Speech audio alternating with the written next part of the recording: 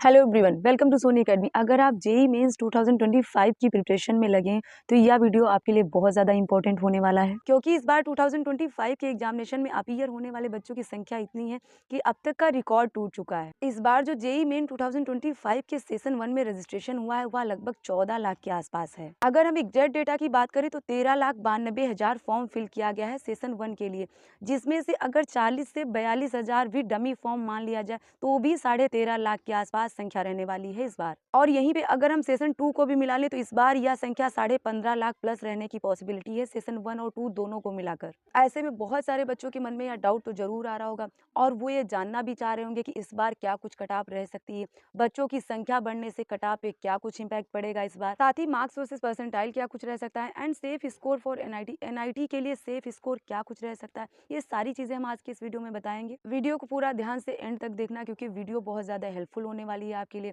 अगर चैनल को अभी तक सब्सक्राइब नहीं किया तो प्लीज चैनल को जरूर सब्सक्राइब कर लें। अगर आपको एनआईटी की एक सीट चाहिए तो मिनिमम कितने मार्क्स आपको टारगेट करके चलना चाहिए। साथ ही आज के इस वीडियो में हम category wise general, OBC, EWS, SC, ST सभी के बारे में बताएंगे कि कितने मार्क्स आपको लाने चाहिए जिससे आप एनआईटी की एक सीट सेव कर सकें। सो वीडियो को पूरा ध्यान से एंड तक देखना और चैनल को जरूर सब्सक्राइब कर लें। हम कट ऑफ पे डिस्कस करेंगे लेकिन उससे पहले थोड़ा प्रीवियस ईयर का डेटा देख लेते हैं। आपका जेईई मेन 2024 में सेशन 1 के लिए 12,21,624 बच्चों ने रजिस्ट्रेशन किया था। वहीं 11,21,048 बच्चे अपीयर हुए थे सेशन 1 के एग्जाम में। अप्रैल अटेम्प्ट की बात करें तो 11,79,589 बच्चों ने रजिस्ट्रेशन किया था। वहीं 10,87,989 बच्चे अप्रैल सेशन में अपीयर हुए थे। जेईई मेन 2024 के सेशन 1 और 2 दोनों को मिलाकर 14,78,557 बच्चों ने रजिस्ट्रेशन किया था। वहीं जेईई मेन 2024 के सेशन 1 और 2 दोनों को मिलाकर 14,15,110 बच्चे अपीयर हुए थे। आप देख सकते हैं 2024 में सेशन 1 और 2 दोनों को मिलाकर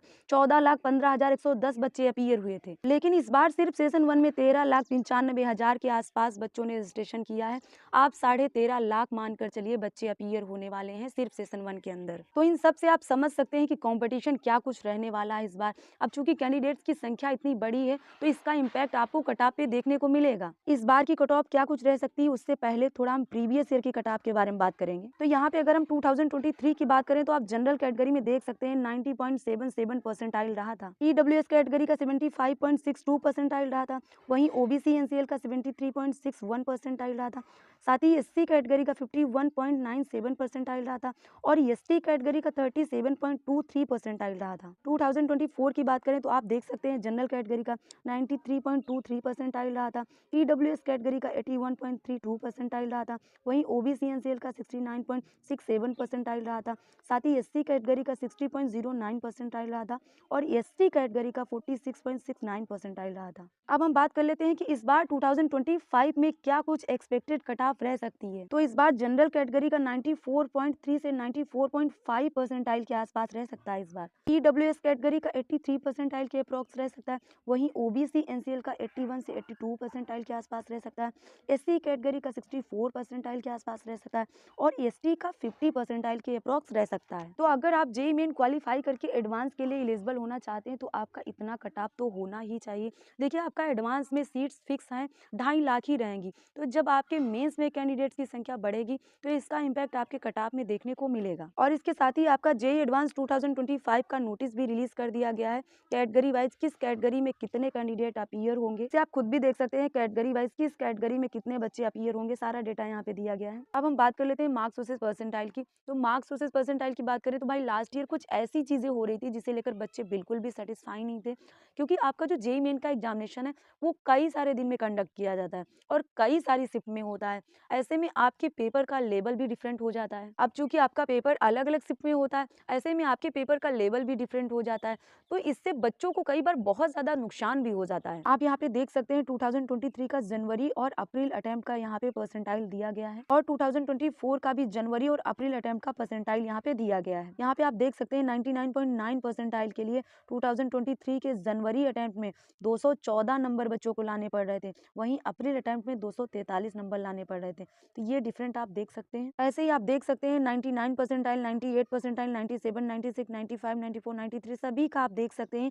जनवरी और अप्रैल अटेम्प्ट का कंपेयर भी कर सकते हैं। वहीं पे हम 2024 की बात करें तो 99.9 परसेंटाइल के लिए जनवरी अटेम्प्ट में 241 नंबर लाने पड़ रहे थे बच्चों को। वहीं अप्रैल अटेम्प्ट में 99 परसेंटाइल के लिए 258 नंबर लाने पड़ रहे थे बच्चों को। बाकी का आप खुद देख सकते हैं वीडियो को पॉज करके। अब हम सबसे इम्पोर्टेंट चीज जनवरी 2025 में एक्सपेक्टेड क्या कुछ रह सकता है उसे देख लेते हैं। तो यहाँ पे आपका 99.9 परसेंटाइल के लिए 246 प्लस मार्क्स होने चाहिए। 99 परसेंटाइल के लिए 185 से 200 मार्क्स होने चाहिए।